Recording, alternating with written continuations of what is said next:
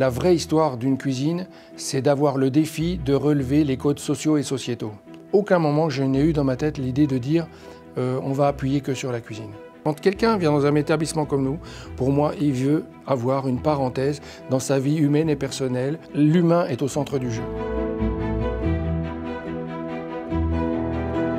On pilote, avec mon épouse et mes enfants, 14 corps de métiers différents. J'ai appris ça avec Georges Blanc qui m'a dit « la cuisine, c'est ici autre chose que des casseroles ». Moi, c'est vraiment un bonheur que de pouvoir aider des jeunes talents, des gens qui ont vraiment des choses exceptionnelles en eux, à devenir plus grands. Et aujourd'hui, on a des gens de la maison qui ont travaillé avec nous, qui sont à Hong Kong, à Séoul, à Taipei, à Osaka, qui sont aujourd'hui des grands cuisiniers.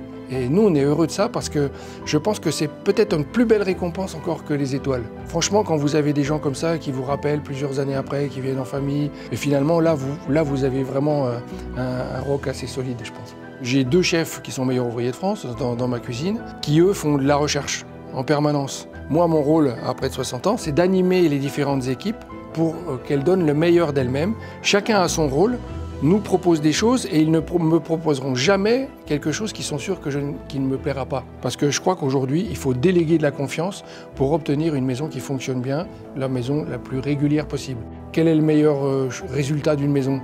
C'est que le restaurant, il est souvent complet. C'est ça le truc. Le reste, c'est de la littérature.